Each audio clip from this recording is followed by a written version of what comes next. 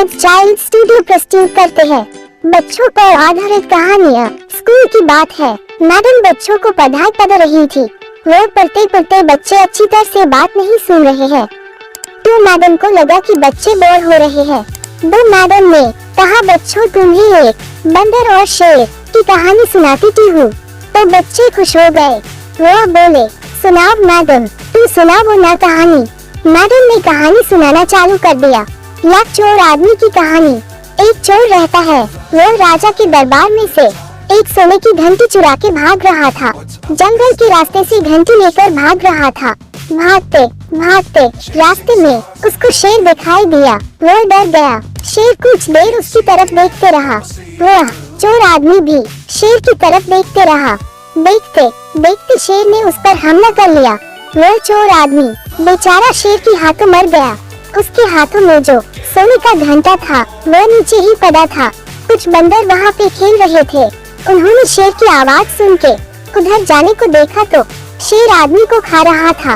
फिर खाना होने के बाद शेर वहाँ से निकल गया। सोने का घंटा वही पड़ा था। उन बंदरों में से एक बंदर ने वो सोने का घंटा अपने हाथ में लिया और एक झाड़ पर चढ़ गए। वो बंदर वह घंटी के साथ खेल रहे थे। उनको समझ में नहीं आ रहा था कि ये सोने का है कि लोकल है। जहाँ बंदर खेल रहते थे उसके बाजू में एक घर था। वो घर में 4-5 लोग रहते थे। उसमें से एक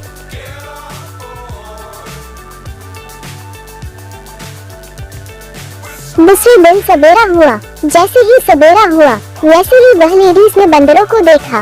बंदर पेड़ पे खेल रहे थे और उनके हाथों में घंटे था। वे घंटे के साथ खेल रहे थे।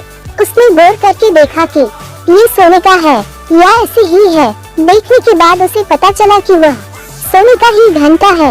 उसके पहले राजा के दरबार से सुनवाई हुई थी कि किसी को वह सोने का घंटा मिलेगा तो उसको अच्छा इनाम भी दिया जाएगा। ये सोच के वह लेडीज राजा के दरबार में चली गई। राजा को बताया कि मैं वो घंटा आपको लाके दूंगी तो आप मुझे बख्शीश देंगे क्या? राजा ने कहा, हो मैं जरूर आपको बख्शीश दूंगा। उसके दिमाग में एक विचार आ रहा था कि उस घंटे को बंदरों से कैसे लिया जाए। उसको लगा कुछ फल खरीद लेते हैं। उसने जाती जाती मार्केट से कुछ फ्रूट्स खरीद लिए। जिस पेड़ पर बंदर थे उसे पेड़ के नीचे उसने वो फल डाल दिए और भगवान से प्रार्थना की कि हे भगवान, उन बंदरों को वह सोने का घंटा लेके भेज दो। कुछ देर बाद वह बंदर उस सोने को घंटे को लेकर उसी पेड़ पे आए। उन्होंने देखा कि नीचे अंगूर केले पड़े हुए हैं तो वह बंदरों ने वो घंटा छोड़कर फल खाने चले गए।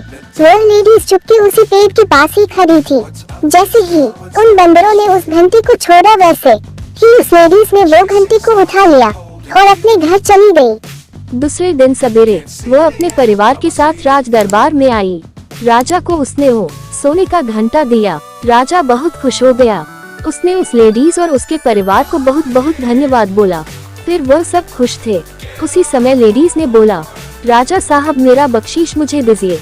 राजा ने अपने सैनिक से कहा, अरे सैनिक, इनका बख्शीश तो दे दो। सैनिक ने उनका बख्शीश एक थाली में लेकर आया। उसमें सोने की मोहरियां थी।